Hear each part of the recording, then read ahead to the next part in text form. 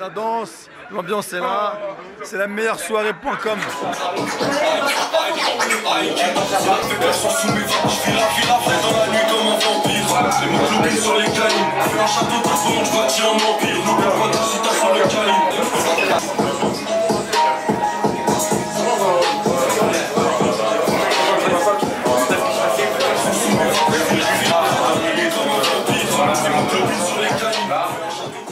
Alors bonsoir, merci de nous accueillir pour meilleursoirée.com.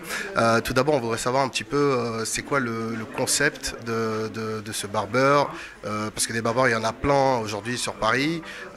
C'est quoi la petite touche, la petite particularité par rapport aux autres?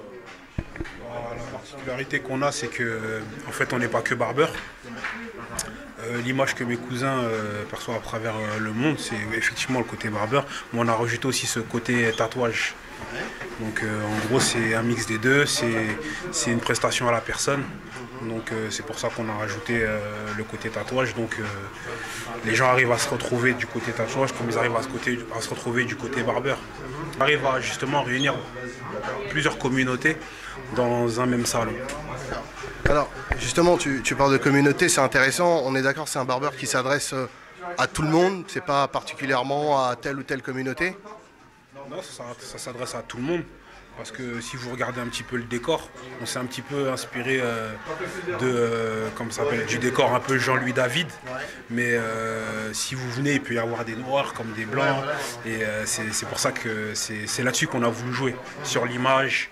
Et c'est l'image de mes cousins aussi, par rapport au fait qu'ils font des coupes extraverties un petit peu. Donc c'est ouvert, c'était quoi l'objectif de cette soirée? Alors c'était quoi le but? Le but de cette soirée, c'est déjà se donner de la force entre nous, parce qu'il y a plusieurs, il y a des rappeurs qui viennent de sortir, qui a fait un petit freestyle pour lui donner de la force. Hein? On est qui ce soir par exemple comme artiste? Olkari, Kouchen, on va dire les old school rappeurs. Je ne vais pas te citer tout le monde là, tu vois, mais on va dire les plus connus, Olkari, Kouchen, Yamokobe, ce sont des têtes importantes. Donc ça fait du bien de se retrouver comme ça, tout le monde chaque domaine est dans une même salle, ça fait du bien et je pense que tout va bien se passer. Donc l'objectif on va dire d'aujourd'hui c'est se retrouver tous, se donner de la force entre nous et passer un bon moment. Pourquoi vous avez plutôt choisi de vous lancer plutôt dans le concept de barbeur que dans une autre activité, la restauration ou autre? Après c'est sûr que c'est pas, pour répondre à votre question d'entrée, on ne va pas s'arrêter juste sur un barbeur. On a commencé par le barbeur parce qu'on sait que voilà, c'est un investissement qui se fait assez vite et avec beaucoup de concurrence. Après voilà, on a la chance d'être 3 et voilà, et deux vraiment investis dessus avec notre cousin. Donc voilà, on sait qu'il y a beaucoup de concurrence dans ce métier-là, mais on sait qu'à tout moment, voilà, ça peut basculer. Ça va très très vite. Donc voilà, on a préféré commencer sur ça. Et après, éventuellement, faire d'autres trucs. Pourquoi pas dans le football, dans la restauration, dans l'immobilier, dans beaucoup plein de trucs. Est-ce que, en quelque sorte, vous préparez peut-être l'après-football ou c'est une activité en plus? Après, ça fait partie. Pour moi, ça, c'est des cours comme long terme. Parce qu'aujourd'hui, on a nos carrières à poursuivre. Et après la carrière, ça restera toujours le barbeur. Et j'espère que dans les années à venir, on aura encore beaucoup d'autres trucs. Mais ça, voilà, c'est, comme on dit, doucement mais sûrement. Mais je pense que pour l'instant, au vu de nos carrières footballistiques, on ne peut pas toujours se lancer dans des trucs parce qu'il faut rester concentré un peu sur notre boulot qui est aujourd'hui footballeur. Et je pense que, voilà, après notre carrière, Inch'Allah, qui va continuer pour encore plusieurs années, à partir de là, on va bien s'asseoir et on pourra tout lancer d'un coup. OKB, donc merci, c'est pour meilleursoirée.com. Pourquoi c'était important pour toi d'être là ce soir? Moi je suis venu déjà parce que je suis fier des frérots, de ce qu'ils ont entrepris. Voilà, de ce qu'ils ont entrepris. Au-delà du fait que ce soit des modèles en termes d'exemplarité par rapport au sport et tout, le fait justement d'être là, de créer des entreprises, et de créer des barbeurs et tout, c'est pas des choses. Moi, j'ai d'une génération où on ne voyait pas ça à notre époque. Maintenant, on voit ça, ça fait vraiment plaisir. Donc, on apporte notre soutien, c'est très important. Donc je suis très content d'être là. Alors, je crois que justement, toi aussi, tu es dans une démarche voilà, d'entrepreneur, mais dans un autre secteur d'activité, dans la restauration, je crois. Il y a la restauration, il y a la boisson qui est ici, Wax, on peut voir là, derrière. Donc voilà, quand on m'a appelé pour l'événement, on m'a dit, j'ai répondu directement présent, puis en même temps on a ramené des boissons pour que les gens puissent découvrir. Donc voilà. Et on va dire en tant qu'entrepreneur, quels sont les conseils que tu leur donnerais justement pour que la société avance bien, pour que ça tourne bien? En fait, les conseils qu'on a à donner, c'est surtout d'être fort au niveau du marketing, ne pas baisser les bras. Et surtout, ce qui est très important, c'est qu'on arrive à montrer qu'au-delà de la musique, au-delà du sport et autre chose, on peut aussi entreprendre, on peut aussi créer des entreprises. Et ça fait plaisir. C'est ça qui est important. C'est de montrer aussi qu'on peut faire autre chose aussi. Surtout en ce moment, on en a besoin. Tu penses que c'est important que les nouvelles générations, à travers ton action ou la leur, voilà, se sentent représentées, il y a un devoir d'exemplarité? Tu sais, en fait, moi, je ne suis pas resté sur mes acquis. J'ai eu la chance d'avoir une belle carrière. On a vendu plus de 3 millions de disques, on a eu des victoires de la musique. Moi, je suis l'artiste qui a le plus collaboré avec les artistes africains et tout ça. J'ai un album qui est prêt, mais tout ça, t'as vu, on connaît, c'est la musique, c'est la musique. Mais t'as vu, il y a des choses aussi qui restent un peu éphémères. Il faut aussi marquer l'histoire, il faut marquer aussi les esprits. Pas que seulement à travers la musique. On a des exemples aux États-Unis, tu as les Jay-Z, tu as les Puff Daddy, tu as tout ça qui sont là, qui créent des entreprises et tout. Et nous aussi, on peut faire la même chose. Et on le fait ici en France. Et c'est une fierté. Regarde le barbeur, comment il est magnifique. Tu vois ce que je veux dire? Regarde le barbeur, comment il est magnifique et tout, tu vois. Les frères, ils auraient pu tout simplement rester sur leurs acquis. Et justement, ils sont en train de créer de l'emploi. Et puis en plus de ça, ils sont en train de donner de l'espoir à toute une nouvelle génération qui ont envie d'entreprendre et qui ont envie de croire qu'on peut monter des entreprises. Et c'est ça qui est important. Alors, dernière chose, c'est vrai qu'en ce moment, voilà, dans l'atmosphère, dans les médias, on voit quand même des choses qui sont vraiment pas top, surtout en tant que jeune noir. C'est quoi ton point de vue par rapport à tout ça? Mon point de vue, les gens qui me suivent me connaissent. Moi, je suis sur le terrain depuis le début jusqu'à maintenant, même là, à la dernière marche. Il y a des choses qu'on ne peut pas accepter. Et trop, c'est trop. Donc, c'est des choses qu'on ne peut pas accepter. Moi, je suis un homme de terrain. Donc, c'est des choses qu'on ne peut pas accepter. Ça fait très longtemps. Il y a une phrase qui est très importante que Will Smith a dit. Le racisme, il a toujours été là, mais maintenant il est filmé. Il a raison, c'est ça. Donc voilà. Donc on est là pour dire stop et on est là pour lutter contre ça. Alors juste dernière question, c'est quoi ton actu musical? Est-ce qu'on peut s'attendre prochainement à des nouveaux projets? J'ai un album de fou malade. J'ai un album de fou malade. En toute humilité. J'ai un album de fou malade, frérot. Il y a tout le monde dans l'album. Hein, ça va arriver à la rentrée. Comme il y a eu le Covid, on a déplacé. Là, Inch'Allah, là, je balance le premier single avec Fali, mais il y a du monde dans l'album. Il y a Sidiki Diabaté, il y a DJ Arafat, paix à son âme. On avait enregistré ça un peu avant. Il y a Niska, il y a Black M, il y a Sean Paul, Major Lazer, il y a du lourd dans l'album. Voilà, je me suis reposé, mais là, l'album, quand il va sortir, Inch'Allah, ça va faire mal. Excusez-moi, hein, j'ai dit ça de cette manière-là, mais je me suis lâché. Je me suis lâché. On a hâte de l'entendre. Avec plaisir, on est ensemble. Merci. Ça bouge pas, merci beaucoup. Voilà, alors les amis, je suis avec Olkari, donc célèbre artiste des années 90, hein, je crois. C'est ça? Donc, alors, je voulais savoir tout d'abord comment tu as entendu cet événement et c'est quoi tes rapports en fait avec les frères Pogba? Moi, c'est le lien de la famille, c'est-à-dire que l'artiste qui fait son clip à l'intérieur, là, il est produit par mon bad frérot. Ouais. Donc c'est pour ça que j'ai répondu présent et que je suis là aujourd'hui. Ouais. Alors justement, c'est un artiste que tu produis, si je comprends bien? Non, c'est mon gars qui le produit. Moi, je booste et je soutiens, je donne la force comme je peux, quoi. Ouais, voilà, comme je valide. Ouais. Est-ce que tu es toi-même adepte justement de tout ce qui est barbeur, de prendre soin de toi, des choses comme ça? Ah ouais, bien sûr. C'est hebdomadaire, on va dire. Ouais. C'est hebdomadaire, on passe au laser, on se remet clean. Ouais. Voilà.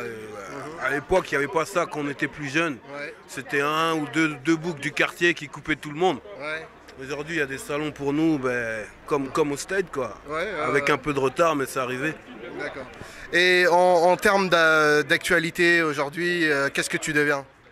Je me suis remis un peu au studio pendant le confinement. Ouais. Donc là, j'ai une série de EP qui va sortir. Ouais. Je suis parti sur une stratégie comme ça, c'est-à-dire sortir un EP tous les trimestres. Ça me laisse le temps de faire du qualitatif sans et être productif toute l'année, quoi.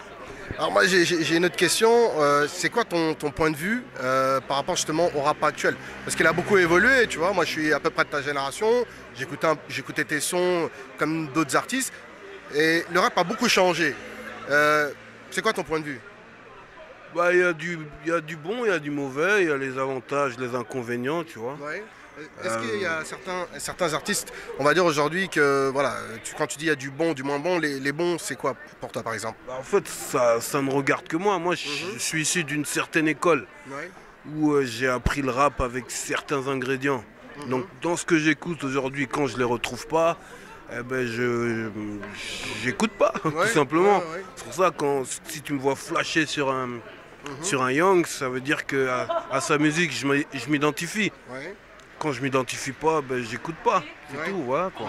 Et donc il y a moins en moins de MC issus de mon école. Ouais. Donc je vibre moins sur les titres qu'avant, mais il y a des trucs bien quand même. Ouais. Mais tu peux pas nous donner de nom? Que j'aime bien. Oui. J'aime bien, il y a plein d'artistes que j'écoute. J'aime bien Alpha One, Ouais. j'aime bien les Esprits Noirs, j'aime bien les... Non, il y a plein de Young qui ont gardé le sens du kickage, Ouais. tu vois. Ouais. Parce que ça part beaucoup dans la mélodie aujourd'hui. Et moi, j'ai besoin de kickage. J'ai Ouais. besoin de En ça. mode freestyle, en J'ai mode, besoin que ça rappe, Ouais. tout simplement, Ouais. frère. Ouais. Et voilà, c'est. J'aime bien aussi la mélodie, mais j'ai besoin de ma dose de rap. Et malgré les années, tu penses qu'aujourd'hui tu as toujours cette énergie de kicker, c'est quelque chose qu'on perd pas? Mais en fait, c'est pour ça que je suis en aléatoire. Des fois, je suis pas dedans, j'ai pas envie. Ouais. Et parfois, j'ai la dalle de ouf et je t'enregistre un EP, je le sors. Ouais. Ouais, je suis en. Et tu vends un peu? Ça va, Ouais. ça va. Et puis, je suis plus là pour être une rockstar. Ouais. Je suis juste là pour envoyer, kiffer. J'ai quand même un public de base qui est là, qui à chaque fois que je sors, eh ben, il réclame, il attend. Et donc, c'est déjà bien, quoi. Alors juste dernière chose, c'est quoi tes conseils que tu pourras donner justement aux jeunes artistes qui essaient de percer? Parce que toi tu es déjà passé par toutes ces choses-là, peut-être les pièges à éviter, les conseils. Qu'est-ce que tu dirais à un jeune qui a faim? Ouais, je sais pas, frère. Là, je suis pas trop le délire tonton conseil. Ouais, d'accord. Surtout qu'on n'est plus à la même époque qu'avant, tu vois. À l'époque, on nous disait, nous, quand on était young, ouais, il faut cravacher, être sur toutes les mixtapes, travailler chez toi, faire plein de titres et tout. Aujourd'hui, on n'est plus dans ces codes-là. Tu vois, un mec qui rappe depuis le confinement, il peut cartonner demain. Il a le droit. À l'époque, tu n'avais pas le droit. Donc en vrai, j'ai pas de conseils à donner, frère. Fais ton bail, t'as vu, c'est tout, quoi. Ok.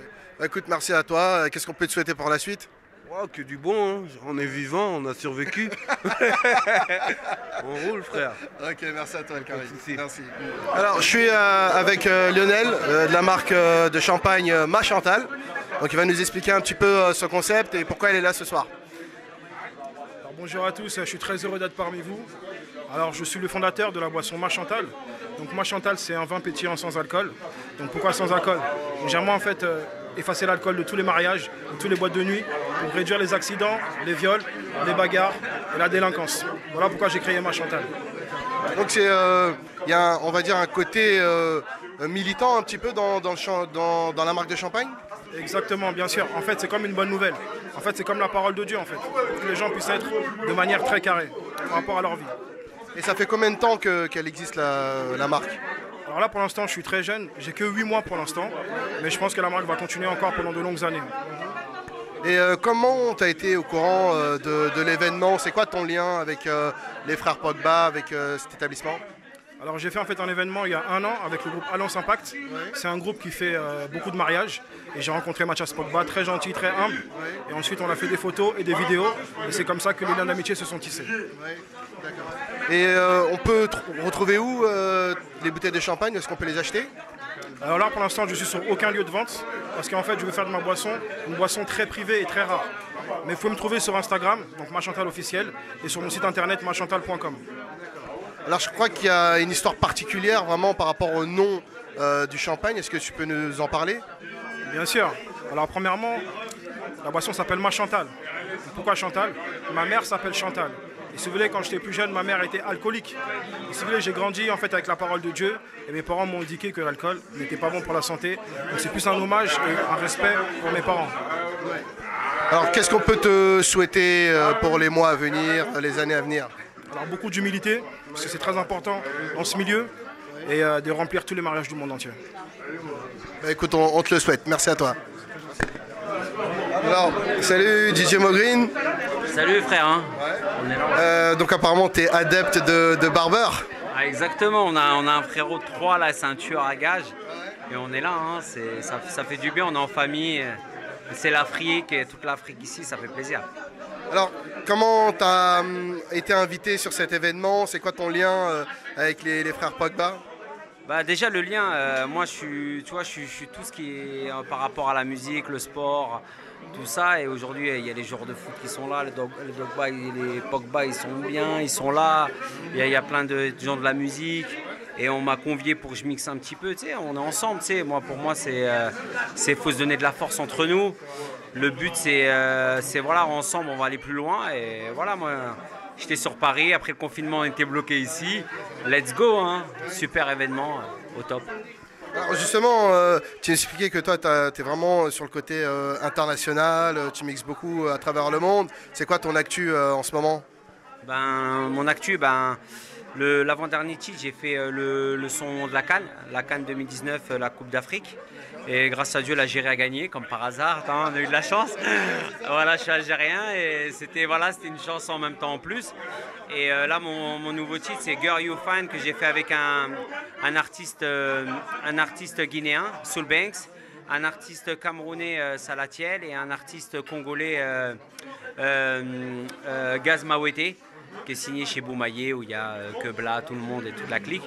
Et voilà, c'était important moi, mes titres, un petit peu, c'est la mixité. Mélanger toutes les cultures. Tu sais, j'ai collaboré avec Shane Paul, avec plein d'artistes en France et partout. Et voilà, on continue dans cette lancée. Un projet d'album, quelque chose à venir? Ouais, un petit EP, là, je suis en train de chercher des titres. Il y aura des artistes français, des artistes africains, artistes aussi Jamaïque, tu sais, voilà, plein. Tu sais, moi, je suis vraiment dans une culture, tu sais, voilà, freestyle. Tu sais, on fait de la musique, ça envoie, mais on va tout donner. Et comme je dis, toujours, c'est l'Afrique qui gagne. À la fin, on va toujours gagner. Hein. Et c'est ça, c'est le plaisir. Autre chose, justement, là, tu es en mode, tu te fais coiffer, etc. Pourquoi c'est important pour un DJ, justement, de prendre soin de son image, et même pour un homme en général, mais pourquoi c'est important de prendre soin de son image?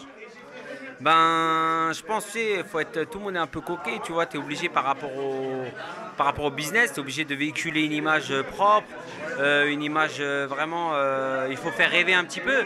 Tu sais, on est vraiment, on a le fait d'être artiste, d'être dans la musique, dans le sport et tout ça. Il y a beaucoup de petits jeunes, on donne un peu d'espoir à une jeunesse ou à des personnes. Il faut montrer une bonne image. Je pense que c'est important de prendre soin de tout. On a besoin de tout le monde. C'est pour ça que je pense que tout le monde contribue à ce qui se passe un petit peu. Et par rapport aussi au confinement, de ce qui s'est passé, je pense qu'il y a beaucoup de gens qui ont vu que plein de petits métiers étaient très importants et qu'on négligeait. Et moi, j'essaie de démontrer ça un petit peu, de mettre de la lumière un peu partout, beaucoup en Afrique, où il y a beaucoup de personnes n'en mettent pas assez. Parce que moi, je pense que c'est important, parce qu'on a été touchés, mais là-bas, beaucoup. C'est pour tout, comme tu dis, pour les soirées, faites de mixer, il y aura je pense qu'il y a un nouvel air qui arrive. Il y a vraiment un nouvel air qui arrive, il y a beaucoup de choses qui vont changer. Il faut prendre en compte. Il ne faut pas, comme je fais tout le temps, j'ai l'avantage, je travaille avec les petits, les moyens, les grands. Il y a beaucoup de petits qui sont devenus des très grands. Il y a Hiro, il y a Levis. Il y a, voilà, il travaille avec beaucoup d'artistes en France ou partout. Et voilà, c'est pour ça qu'il faut montrer une bonne image. Il faut continuer dans cette lancée. C'est important. On contribue à tout ce qui se passe. Alors, une dernière question. On sait qu'avec le confinement, tout ce qui était boîte et tout, c'était fermé. Donc, en tant que DJ, tu n'as pas pu travailler. Comment tu as vécu ce moment-là Pour moi, je l'ai vécu. J'étais en tournée en Asie et je devais enchaîner direct avec Dubaï. Et quand j'ai senti qu'il y avait des hôtels qui fermaient, je suis rentré directement. 2 jours après, ils ont coupé. Après, voilà, c'est vrai que c'est un coup dur pour beaucoup de personnes. Il y a pire, franchement, grâce à Dieu. Moi, heureusement que je suis polyvalent, je suis producteur, compositeur, je travaille avec des gens. Et le fait de travailler un peu dans le monde entier, ça a permis d'élargir un peu le business. Mais voilà, j'ai un gros soutien à plein de métiers qui est vraiment touché et que les gens ils négligent parce que le métier artistique, il est pas mis en avant. Les gens ils calculent de ce que tu gagnes, mais pour arriver à prendre déjà l'argent qu'on gagne, déjà il faut des années de travail et que les gens ne calculent pas. Et c'est pour ça que je dis force à beaucoup de personnes dans la musique, chant ou ingénieurs, dans tous les domaines. Ça a beaucoup tué et j'espère, voilà, force qu'on va surmonter cet obstacle et continuer de l'avant. Il y a un nouveau monde. D'accord, qu'est-ce qu'on peut te souhaiter pour la suite? Vraiment, mon concept, c'est pay me now. Moi, c'est paye-moi maintenant, faire les choses maintenant. C'est voilà, continuer à faire les choses et voilà, et calculez pas les choses et on se revoit bientôt. Hein, les soirées là, on se joue en soirée, j'espère. Merci à toi. Salut. Est-ce que tu peux te présenter, nous dire qui tu es, d'où tu viens? Alors je m'appelle Ferial, je viens de Nanterre dans le 92, donc région parisienne. J'ai commencé la musique il y a super longtemps, mais je me suis vraiment focus dessus il y a 3-4 ans. Donc j'ai commencé avec un titre qui s'appelle Que par toi, donc je vous invite à aller écouter. Et ça a marché et là on essaye, on continue, j'enregistre et je suis dans la pop urbaine, on va dire pop urbaine un peu R&B, voilà. C'est qui les artistes qui t'inspirent, sur qui, ou éventuellement avec qui tu aimerais collaborer? Les artistes qui m'inspirent en France déjà, après je suis très ancienne. J'aime bien Jams, j'adore Jams, Wallen, ouais je suis très ancienne. Mais on va dire pour maintenant, j'aime bien, qui je pourrais dire, vas-y j'ai pas envie de flatter tout le monde, non je rigole. Non en vrai tout le monde fait beaucoup de choses, je m'inspire vraiment de tout le monde, j'écoute tout. Ça peut passer de la soul, du R&B, à la pop variette, à la pop urbaine, je fais vraiment de tout en fait. J'écoute vraiment de tout et après il y a Chilla que j'aime bien en meuf. Nekfeu, Dooms, l'entourage. Ouais, c'est ça en fait. J'aime bien aussi le rap conscient, Nino, Jul, après tous ceux qui pètent, ouais, tous ceux qui pètent en ce moment, bien sûr. Alors aujourd'hui, on est donc pour l'ouverture de Barbershop des frères Pogba. Comment tu t'es retrouvé ici? En fait, j'ai mon manager qui a travaillé pour l'event et qui m'a proposé de venir et j'ai bien aimé l'idée. Je me suis dit ouais, je vais passer, je vais dire un petit coucou, on va voir ce que ça donne, pourquoi pas. Alors juste dernier point, quels sont tes projets dans les mois à venir? Qu'est-ce que tu nous prépares? Okay. Là, en ce moment, on est en train d'enregistrer, on fait du contenu, on fait un petit catalogue et on est en train de voir pour une petite signature en maison de disque. Ah bien, d'accord. Bah, écoute, on te le souhaite et merci beaucoup à toi. Merci à vous, merci beaucoup. Salut. Alors je suis avec Almami Kanouté, acteur que vous avez dû voir donc, dans le film Les Misérables dernièrement. Alors Almami, je voulais savoir en fait comment tu as entendu parler de cet événement et c'est quoi ton lien justement avec les frères Pogba? Alors j'ai été sollicité par un de mes proches qui s'appelle Achille, qui connaît l'une des organisatrices de l'événement. Et sachant que je suis un adepte des barbeurs, donc forcément on a souhaité que je sois présent pour participer à cet événement et puis rencontrer. J'ai déjà été coiffé à plusieurs reprises ici en plus. Après, c'est dans mon ADN de donner de la force à ce type d'événement et à ce type je vais pas dire de boutique, mais de barbeur. Voilà. Alors justement, pourquoi il y a un sens particulier pour toi justement? Pourquoi ça te tient particulièrement à cœur justement de participer à ces événements, de faire bénéficier de ton image? Parce que je suis tout simplement, comme on dirait, un homme de terrain. Toi, je suis toujours en contact, quels que soient les événements, comment dirais-je, les relations que j'ai pu me faire à travers mon parcours. Donc pour moi, il est important de répondre présent lorsqu'on est sollicité, lorsqu'on est invité, et puis de donner de la force aux frères. Tu vois, ceux qui entreprennent, ceux qui investissent, ceux qui développent des projets. Voilà, pour moi, j'ai toujours pris l'habitude d'avoir ce réflexe de solidarité et voilà, d'entraide, en quelque sorte. Voilà, pour moi, ça fait partie de mon adage. On donne de la force sans modération. Donc, pour moi, il est logique d'être présent quand on peut et d'apporter voilà, un peu de force et de visibilité, surtout quand c'est des concepts auxquels on adhère. Donc en fait, tu es à la fois acteur et militant. Ouais, donc acteur, activiste et consultant. Voilà, j'ai plusieurs casquettes. Et puis voilà, quand on est actif dans plusieurs disciplines, ben, on se doit de rester voilà, connecté avec tout ce qui est en mouvement, j'ai envie de dire. Et t'as pas peur que ça puisse peut-être voilà, être mal perçu parfois, voilà, de prendre position, parce qu'il y a beaucoup d'acteurs qui restent silencieux ou qui restent dans leur coin. Toi, c'est pas quelque chose qui te fait peur? Alors, non, pas du tout, parce que j'étais déjà engagé avant de me retrouver à faire du cinéma.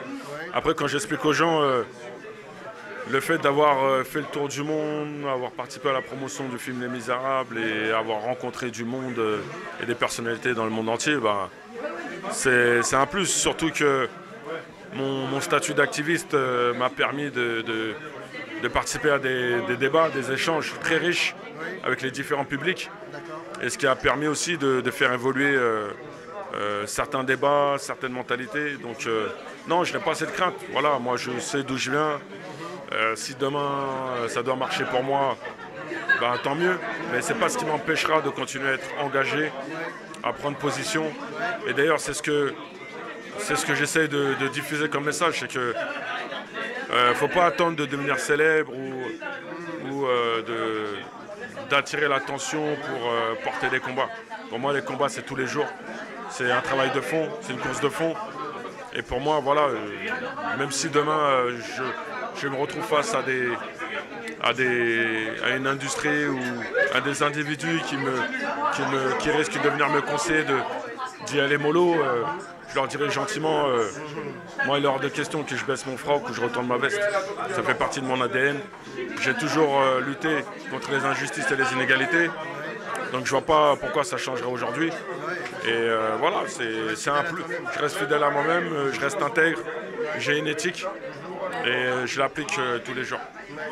D'accord, alors une question un peu plus légère, c'est quoi ton actu en ce moment? Est-ce que voilà, tu peux nous dire ce que tu fais comme activité actuellement? Bah, actuellement, je suis toujours dans le développement de ma boîte de consulting. Donc, je me suis lancé, j'étais éducateur spécialisé à l'époque, donc je bossais dans le social. Donc toujours pour garder une proximité avec l'univers social, je propose mes services auprès de structures, auprès d'institutions, pour développer des projets, accompagner des projets pour notre jeunesse et les publics en difficulté en général. Après, à côté de cela, l'activiste politique que je suis m'amène à être régulièrement sur le terrain. Donc dernièrement, il y a eu la grande mobilisation de mardi en soutien à la famille Traoré et en parallèle aux événements qui sont déroulés aux États-Unis après la mort de George Floyd. Parce que bon, le lien se fait naturellement parce que George Floyd est mort suite à un plaquage ventral et Adama Traoré est mort dans les mêmes conditions, Lamine Diagne pareil, Cédric Chouviat pareil. Donc on est amené à faire le lien et à prendre position et à affirmer qu'il faut que tout cela cesse en réalité. Après, j'ai mon activité dans le milieu associatif qui n'a pas changé. Et puis pour le cinéma, après le succès du film, on répond à de nombreuses sollicitations. Il y a des propositions qui tombent, donc il y en a certaines auxquelles j'adhère, d'autres non. Donc voilà, on attend les retours. Ouais, on attend les retours. Qu'est-ce qu'on peut te souhaiter pour les semaines, les mois, les années à venir? Ben, on va dire me souhaiter une très bonne santé pour pouvoir continuer à mener le combat et puis à continuer à faire des films intéressants. Merci beaucoup. Avec Pascal, le grand frère, que tout le monde connaît très très bien. Est-ce que tout d'abord tu peux nous dire comment tu es arrivé dans cet événement et c'est quoi le lien avec les frères Pogba? Alors, les frères Pogba, je les avais rencontrés quand ils avaient fait la vente aux enchères. Et c'est Louisiane qui m'a invité. Un ami commun à tout le monde la connaît. Hein. Et voilà, et regardez, on est bien et surtout, ça se passe très très bien. Ils m'ont pas loupé, donc il a eu peur le petit, il a eu peur. Tu es toi-même adepte justement de prendre soin de soi, de toujours d'être coiffé, etc. C'est important. Ouais. C'est important. Non, c'est important effectivement de se sentir bien déjà. L'image, c'est ce qu'on montre à tout le monde. Donc si on montre une mauvaise image, c'est que sa propre image n'est pas bonne, n'est pas positive. Donc ouais, je prends soin. Ça danse, l'ambiance est là. C'est la meilleure soirée.com. La meilleure soirée.com, elle est là. Merci. Alors, et en termes d'actualité, c'est quoi ton actu en ce moment? Il y a plein de choses. Je tourne dans les mystères de l'amour désormais. Dans les mystères de l'amour. Sur TMC. Ça fait 3 tournages, 3 épisodes déjà. Et visiblement, c'est pas fini. Ensuite, il y a une pièce de théâtre qui arrive pour la rentrée. Peut-être le retour de l'émission. Mais je dis pas plus pour l'instant. Peut-être le retour. Elle est jeune. J'arrive. Et puis un tournage sur un long métrage à partir du mois de juin. D'accord. Donc énormément d'activités, ça bouge beaucoup. Il faut bouger. Si on bouge pas, c'est qu'on est mort. Et bouger, c'est la vie. Donc moi, je bouge. On est en vie, surtout avec ce qui s'est passé. On est là. Le masque est là, malgré tout. Je vous le montre. Il est où le masque? Ah, il est là. Je le porte pas là, mais il faut porter le masque. Il faut se protéger pour protéger les autres, c'est important. Une dernière chose, qu'est-ce qu'on peut te souhaiter pour les mois, les années à venir? Ce serait pas prétentieux de me souhaiter un truc. Tout ce que je peux souhaiter, c'est surtout la paix. La paix entre les communautés. Ça, c'est plus avec ce qui s'est passé aux États-Unis. On s'en fiche de la couleur de peau. On a tous droit à être bien ensemble. Et visiblement, c'est pas encore gagné. C'est dommage. Écoute, on espère que le message parlera au plus grand nombre. J'espère. Merci en tout cas. N'oubliez pas meilleursoirée.com. On clique. Je suis avec Louisanne. Louisanne, alors est-ce que vous pouvez nous expliquer un petit peu comment vous êtes arrivé à cette soirée et qu'est-ce que vous faites comme activité? Alors moi, je me présente, je m'appelle Louisanne. Je suis venue à cette soirée par rapport à Virginie qui organise aussi. Elle m'a demandé de ramener des people et des personnalités parce que je travaille beaucoup avec eux, que ça soit football, comédien, humoriste, réalisateur. Et j'ai ramené ce soir Pascal, le grand frère, qui est derrière. Et j'ai ramené aussi Éléonore de la Rochefoucauld, qui est la fille d'un baron. J'ai ramené Alibi Montana, qui est parti. Et Momo Sissoko, il est désolé parce qu'il avait un contrat à faire pour son fils ce soir. Il est à Lille, mais il vous embrasse. Voilà. Votre activité, elle consiste en fait à mettre en relation les people avec les événements. Voilà. Moi, si vous voulez, je ramène les grosses têtes dans les événements que les gens me proposent. Mais je regarde un peu si ça va ou ça va pas. Mais la plupart du temps, je les ramène. Ça peut être des footballeurs, ça peut être des comédiens, des humoristes ou comment on appelle ça, des sportifs, des réalisateurs aussi que je ramène dans les soirées. Vous avez un sacré carnet d'adresses alors. Hein? Oui. Combien de personnalités au total? Énorme. Énorme. C'est pour ça que si je perds mon téléphone, je suis morte. Et pourquoi elles vous font confiance? C'est quoi le petit truc que vous avez qui fait... Je suis franche et je suis directe. Et quand j'ai quelque chose à dire, je le dis, même si tu es une personnalité. Et c'est ça qu'ils apprécient. Parce que je suis gentille, droite, et ils me font confiance. Voilà. Juste dernière chose, qui sont les plus grosses personnalités avec qui vous avez travaillé? Est-ce qu'il y a peut-être même des étrangers dedans, des Américains, ou c'est uniquement des Français? Des Américains aussi. Alors c'est un chanteur américain qui vient d'Atlanta. Et maintenant, il habite en Angleterre. Et j'ai fait venir ici en France, à Paris, pour un défilé mode pour ma fille. Et il est venu gratuitement. J'ai juste payé le voyage.